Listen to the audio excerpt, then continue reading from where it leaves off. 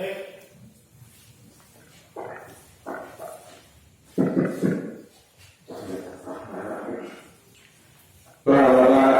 ibu-ibu hadirin jamaah pengajar rutin mushola mansur yang dimuliakan Allah.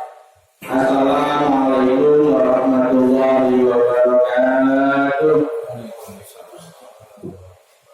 Alhamdulillahirabbil alamin wassalatu wassalamu ala asyrofil anbiya'i wa maulana Muhammadin wa ala alihi wa sahbihi ajma'in amma ba'du. Pertama-tama mari kita panjatkan bersyukur kita kepada Allah Subhanahu wa taala dengan mengucap alhamdulillahirabbil alamin atas segala nikmat kepada kita semuanya berupa apapun, nikmat sehat jasmani maupun rohani. Dan juga salawat dan salam warahmatullahi wabarakatuh kepada kita Nabi besar Nabi Muhammad sallallahu alaihi wasallam yang telah membawa sebagai teladan sehingga dan mengenai mana benar mana yang salah, mana ada mana yang batil, dan semoga kita diatur sebagai umat sampai hari akhir nanti dan selalu mendapatkan sapaan yang dia mulia. Amin. Bapak Ibu hadirin yang dimuliakan Allah, berkata sebelum acara ngaji kita mulai, kita akan bersama-sama dengan baca surat Al-Fatihah. Semoga apa yang kita niatkan kita jawab yang malam hari ini mudah-mudahan ridho dan berkah dari Allah Subhanahu wa taala dan tetap bagi amal soleh. Amin amin ya rabbal alamin. Walillahil mustafa rasulullah sallallahu alaihi wasallam. Al-Fatihah.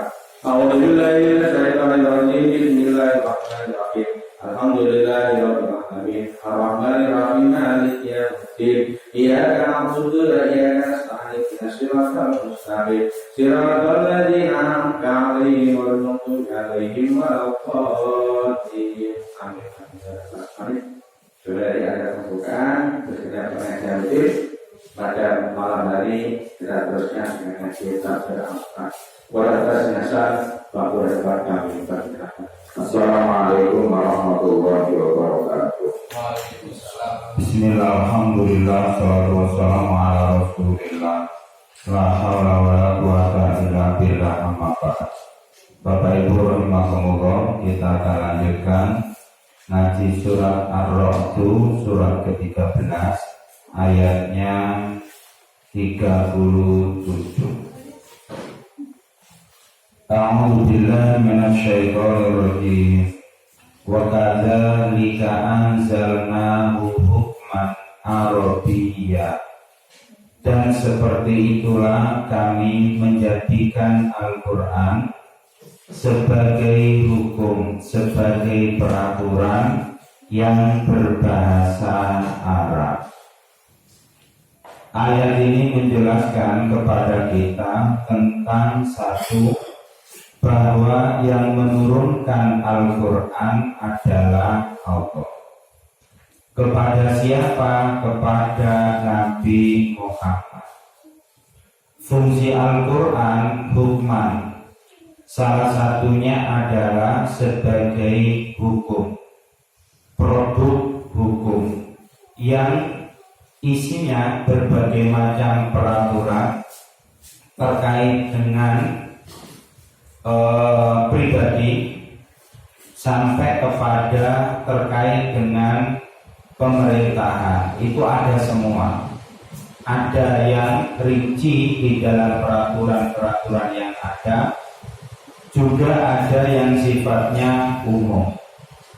Maka kalau jenengan belajar Quran dari Al-Fatihah sampai nanti Anas, maka akan melewati berbagai peraturan hukum yang ada dalam Al-Quran.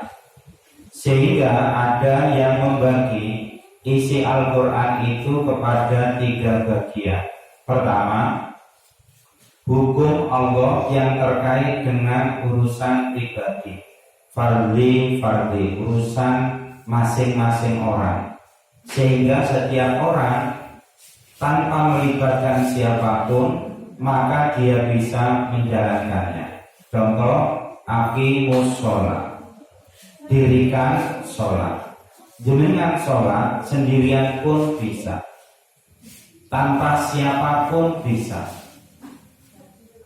Tapi kalau wa'ashiruhunna bil ma'ruf, pergauli mereka para istri itu dengan cara yang ma'ruf. Itu dalam penegakannya berarti membutuhkan orang lain kekhususan. Siapa itu? Orang yang sudah bersuami dan beristri. Kalau tidak punya suami, tidak punya istri, maka dia tidak bisa mempraktekkan ayat itu. Tiba-tiba ada lelaki berbaik-baik dengan istri orang.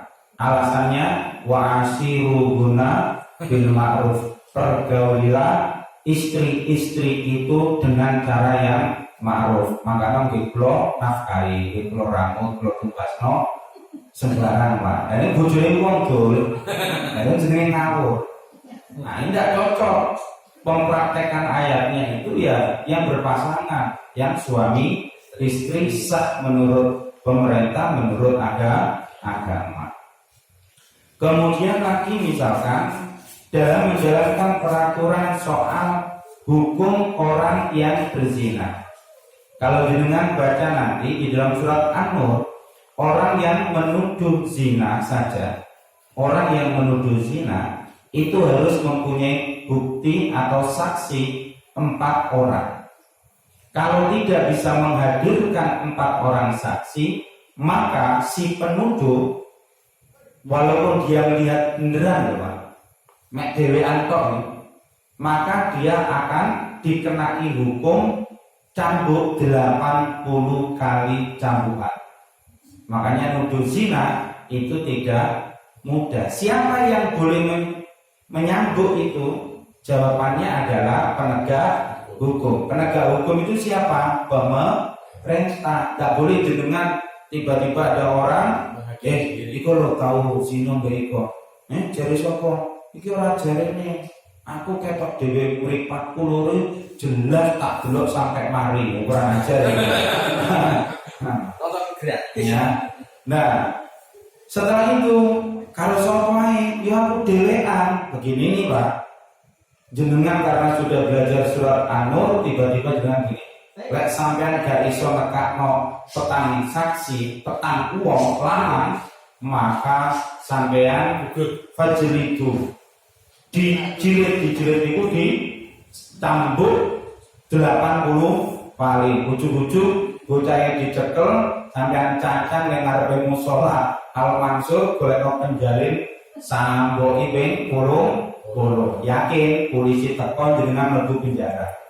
Penganiayaan. Karena apa? Dianggap penganiayaan.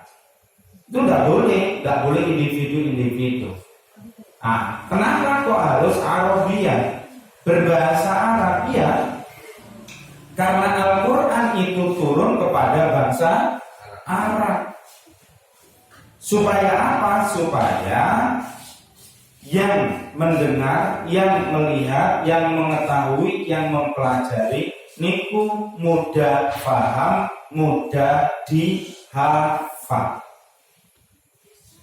Wong kula panjenengan mawon dalam Undang-Undang Dasar 1945 Pancasila itu umpama lho Pak, isine niku basa Inggris ngoten niku. Wong Indonesia tapi undang-undangnya pakai bahasa Inggris. Enggak usah pakai bahasa Inggris lah, pakai bahasa Madura ngono. Tantretan ngono ta. Undang-Undang Dasar tahun 1945 ta iya. Nah kan kacau. Jadi wong iki ngomong apa iki. Nah. Pancasila setung. Nah setung itu satu. Ketuhanan yang Maha Esa. Itu saja banyak yang nggak paham, banyak yang nggak tahu, nggak ngerti. Bahkan ada oknum anggota DPRD yang ketika disuruh membaca, terus dilantik loh jadi anggota DPRD Pancasila nggak apa, itu kan ngaco ini. Menjenengan saja yang nggak anggota DPR itu apal lagi, apal. Kenapa? Selama dulu sekolahnya beneran Pak, lihat mesti ngontok cuma Pancasila.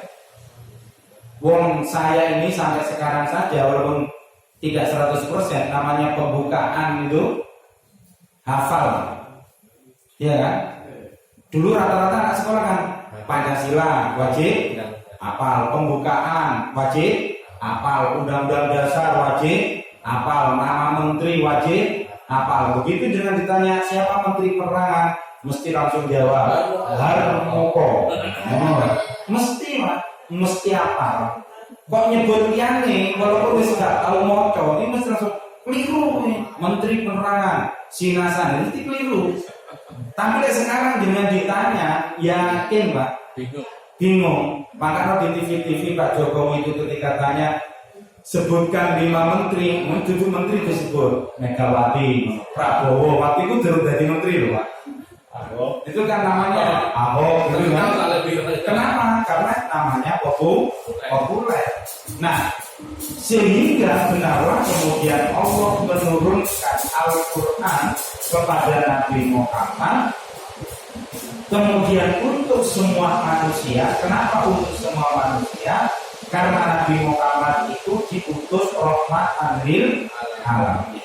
Untuk semua penghuni alam semesta, sehingga jin pun itu aturan hidupnya selama dia mukmin, selama dia muslim itu menggunakan Al-Quran. Maka jangan heran kalau ada kiai, ada ustadz, ada ulama yang mengatakan ketika ngaji begini ada yang mengetahui jin-jin muslim itu ikut ngaji. Sehingga almarhum Kiai Musta'in dulu ketika ba'da maghrib ustadz-ustadz muda itu dulu ngaji di rumah beliau itu sering begini, mikir atau mengguri. Ini santri senior yang praktek ngajar itu kemudian tanda tanya. Ini jadi singkong mundur Pak Yai sopo. Akhirnya ada santri yang memberanikan diri. Yai kula tanglet jenengan kok sering nih pas ngaos ngoten niku rono rada mburi niku sing jenengan maksud sinten gitu. Karena semua ustadz seniornya guru-guru muda itu santri senior itu padha bingung sing dimaksud Pak Yai sapa yo. Padha tolak-tolak. Akhirnya dijawab sing melu ngaji Pak Tain kuwi dudu awakmu tok. Tapi ana bangsa jin mau nyedut-nyedut awakmu, berarti bangku ganggu ya tak kongkon rada mengguri. Artinya apa? Memang Al-Quran itu adalah bukan hanya untuk bangsa Arab, tetapi untuk seluruh alam semesta, di mana orang yang sudah atau makhluk mukallaf termasuk manusia dan jin itu kena beban hukum, ya, maka dia harus mengikuti aturan-aturan hukum-hukum yang ada dalam Al-Quran. Begitu. Walladzi tabatta ahwa'ahum, dan jika kamu mengikuti keinginan mereka. Keinginan siapa itu? Keinginan orang yang tidak suka dengan Al-Quran. Coba, Al-Quran bilang A, ada orang manusia membuat aturan B, padahal bertentangan dengan ketentuan Allah. Dengan pilih yang mana? Nah, bingung dong jenengan? Gini contohnya, supaya jenengan tidak bingung. Buat contoh fakta mawon. Ketika ada beberapa perempuan di Indonesia menolak adanya poligami, pertanyaannya, itu keinginannya siapa? Poligaminya Perempuan. Sing tidak menginginkan adanya poligami rata-rata wong wedok. Wong lanang rata-rata mendukung. iya kan? Karep gede bondo Cepat. karep duwe ning wedi ya iso ae kan. Karep luar biasa tapi keberanian yang biasa. Maka saya baca lihat di YouTube itu begini Pak. Allahu a'lam benar tidaknya itu, tapi pernah katanya ada penelitian itu bahwa seandainya laki-laki itu semuanya sekarang ini itu istrinya minimal 2, itu tidak akan ada perempuan yang melacurkan diri.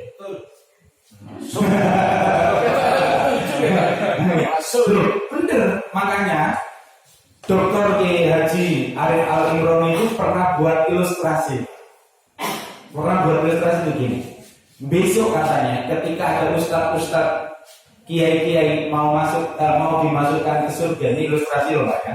Ini cuman gambaran saja, enggak ada dalilnya Pak. Dan dengan nggak perlu nuntut dalil. Kata beliau, Dr. Arif itu begini, ojo-ojo kata beliau, karena beliau itu punya istri lebih dari 1. Besok ustadz kiai-kiai itu arep mlebu swarga, itu diprotes di demo. Sopo sing demo? Wih, mantan pelacur ning dunia dia. Kata pelacurnya begini, ya Allah, jangan kau masukkan ustadz dan kiai itu ke surga, karena menyebabkan kami menjadi pelacur di dunia.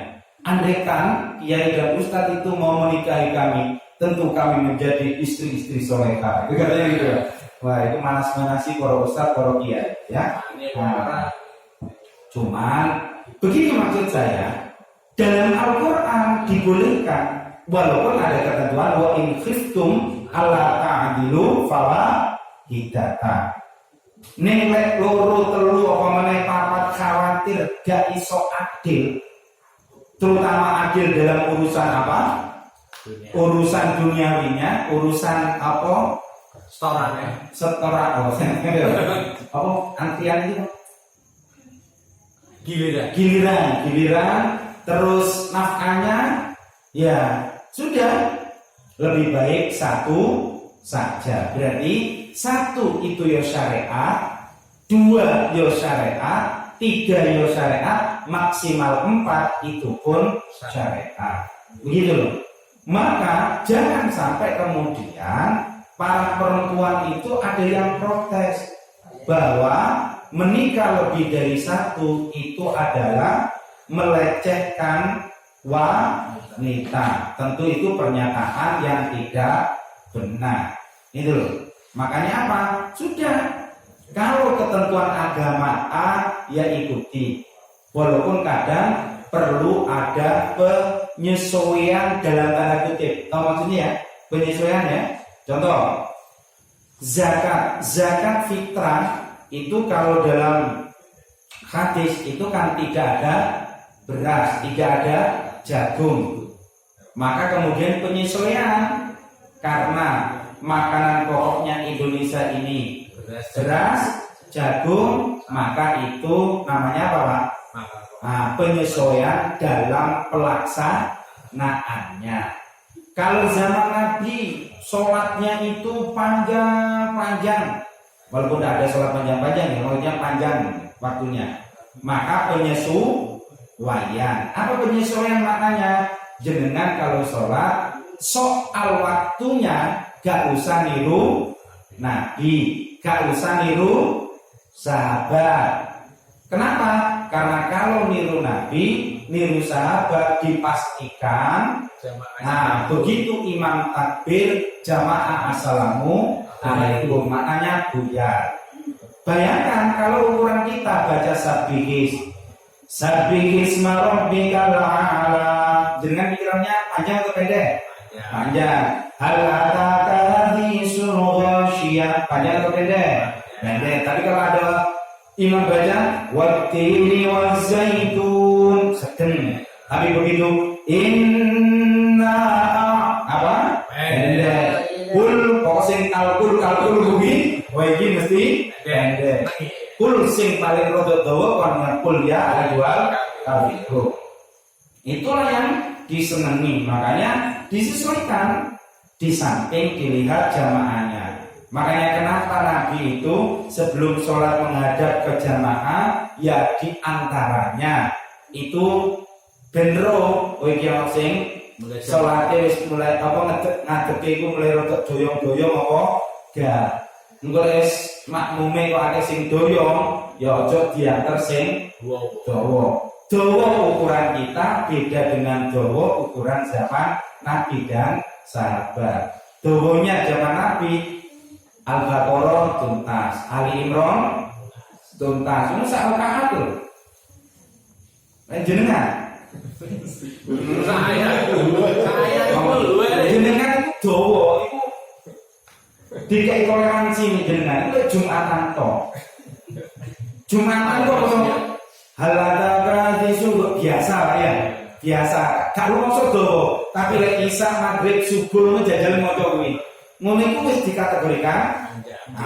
Jenengan kok ruko baca 5 menit mawon lah, ojo dawa-dawa. 5 menit wis krasa wong petang rakaat kuwi gak nyampe 5 menit lah kok ruko 5 menit. Itu ya makanya apa? tahu kondisi. Kita ini jangan sampai mengikuti hawa nafsu, keinginan manusia yang kadang-kadang bertentangan dengan ketentuan. Coba dalam ayat lain disebutkan begini. Wa in tuti aksaroman fil ar yudhilluka an sabilillah. Jika kamu mengikuti keinginan kebanyakan manusia, maka kamu akan tersesat dari jalan Allah. Lek umumnya wong makanya sebenarnya begini kan. Pernah dengar, pernah lihat ada orang ngaku kelompok Islam, tapi kemudian menganjurkan tidak wajib sholat 5 waktu. Ada kan? Ngaku kelompok Islam, tapi tidak mewajibkan sholat 5 waktu. Kalau mengikuti nafsu, kira-kira kelompok Islam sing ngono kan sing enak ya. Senengi. Sing penting wis Islam, eling be Allah, gak usah sholat 5 waktu, subuh gak perlu, mokso-mokso tangi lek gak ono perlu, kan begitu. Ada lagi kelompok Islam itu sing menganjurkan cuma apa? Ya dia ngaku kelompok Islam, menganjurkan cuma infak, sodako, sholat tidak perlu. Ya ada kelompok begitu. Maka setelah kita ba'da maja'aka minal ilmi, setelah datang kepada kamu wahai Nabi Muhammad dan umat Islam, pengetahuan tentang apa? Pengetahuan tentang ketentuan-ketentuan, aturan-aturan yang ada dalam Al-Quran. Gak usah diikuti.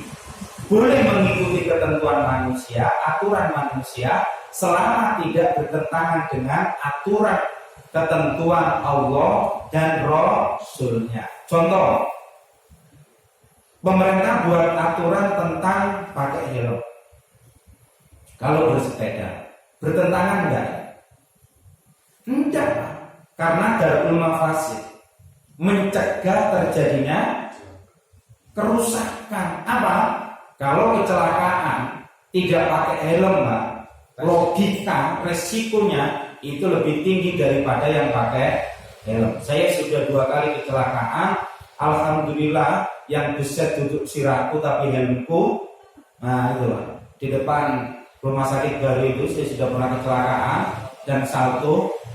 Pak sih iso bela diri jadi kayak iso. Kok iso salto biar ceritanya itu Pak.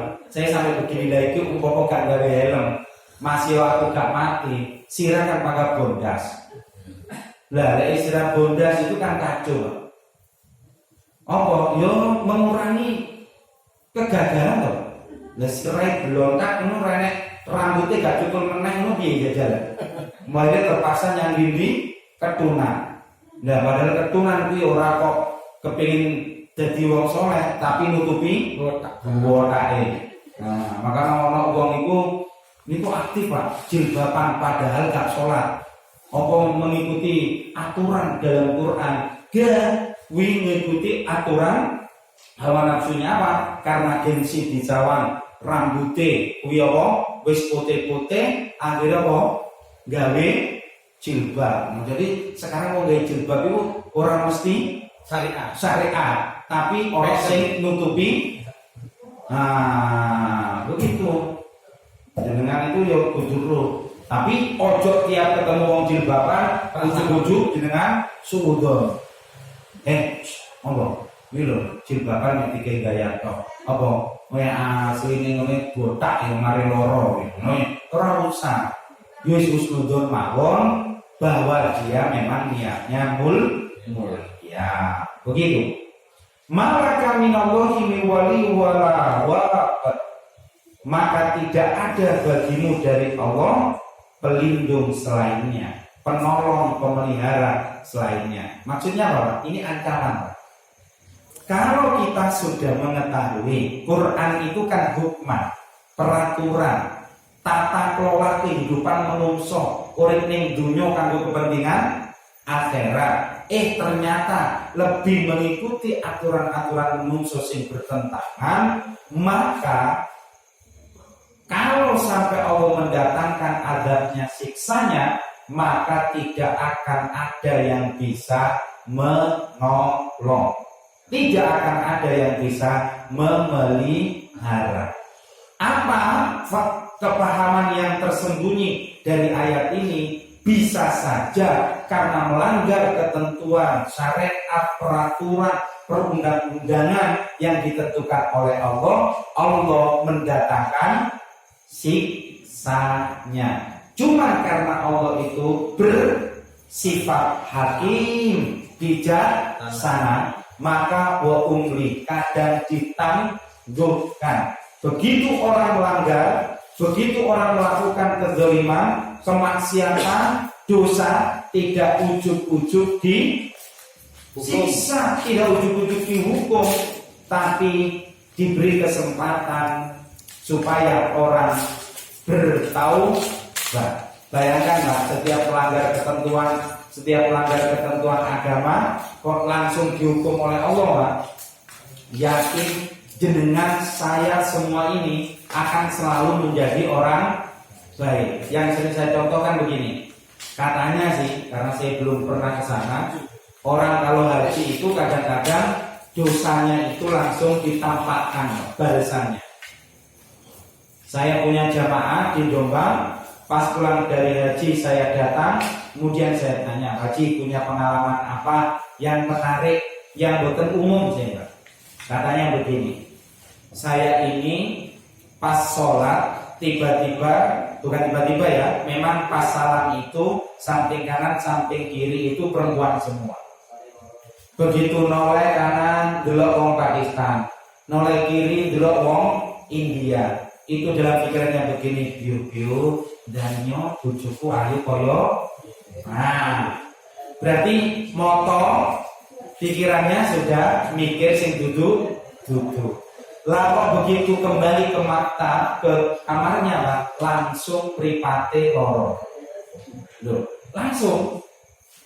Sampai 1 hari atau 2 hari atau 3 hari, saya lupa persisnya itu. Kemudian dia itu cari obat, tidak sembuh-sembuh. Sekitar jam 12, jam 1, dia itu mikir gini, ojo-ojo karena saya punya pikiran buruk ketika melihat samping kanan, samping kiri. Akhirnya dia tawaf sunnah. Setelah itu begini, Pak, berdoa, ya Allah, kalau sakit mataku karena dosa mata ketika memandang 2 perempuan, yang satu Pakistan, yang satu India, ampuni aku. Bukan minta sembuh loh, Pak, ampuni aku. Begitu kembali ke kamarnya, teman-temannya bilang begini, Pak Haji, diobati nopo mau berangkat tasik upgrade, tasik sakit, saat ini kok pun sarah. Orang ini ngomong gimana, Pak? Durung panas, durung tak obati apa-apa. Begitu dia ngaca, kagetnya luar biasa. Alhamdulillah, kemungkinan sakit mata saya itu karena disebabkan tadi itu, Pak, salah mata saya. Nah, dan yang ini Pak kok ngono yakin jenengan itu. Loro moto kabeh. Dan loro moto kabeh wis. Nah, mek pikiran elek to lho, Pak, tapi lek nyawang pikiran gak elek lho yo gak apa-apa, Pak. Tapi rata-rata wis moto kuwi nyawang, Pak, itu pikiran kok gak pakai elek kok gak pakai iso gitu. Kira-kira kecuali langsung begitu nyawang tapi tidak aja begitu nyawang, masya Allah. kok iso koyo ngene piye. Kok gamak grontole belas, kok al-mulus. Dari koncone kuwi mulus karena fulus. Makna wong wedok kok njaluk mulus, sing lanang kudu pinter golek mulus. Lek sing wedok njaluk mulus, sing lanang gak iso golek fulus, ya wis tampon senajan kuwi makadaman. Ya ditampa ae. Ojo ngene lho, bojoku kok iso ngono lah. Bojone wong kok ngono, ya ora gate beto. Wedak 1003 karo wedak rego 350 tangga beto. Benges krayon karo benges 300 tangga beto. Sabun rego 150 karo sabun 2500 tentu beto. Sabun kuwi paling larang kuwi luk. Ngono kok njaluk polisi mulus kondi akhirnya golek pengkoan. Dioser langsung kok Kak halus. Wah, ini pengkoane gak dioser malah dipangan. Maka yang tersirat begitu Bapak Ibu. Makanya non sewu sebisa mungkin mastatotum semampu kita mengikuti, mentaati aturan-aturan hukum yang ada dalam Al-Quran. Begitu. Ya sebisa mungkin diusahakan. Dilanjutkan ayat berikutnya, walaqad arsalna rusulan min qablika, dan sungguh kami mengutus beberapa rasul dari sebelum engkau. Maksudnya apa? Sebelum Nabi Muhammad diutus sudah ada 24 rasul dan nabi yang sudah diutus oleh Allah, yang wajib diketahui oleh kita umat Islam, yang wajib diketahui Pak. Dengan duduro makanya kita ngerti pinten rasul 25, pinten nabi 25. Walaupun ada beberapa riwayat menyebutkan, masih ingat Rasulullah itu ada berapa? 315. Ada riwayat 313. Kalau nabi jumlahnya 120.000. Itu nabi. Makanya jenengan kalau baca surat Al-Baqarah di tafsir kemudian akan dijelaskan tentang ketika Nabi Daud diutus, sebelum Nabi Daud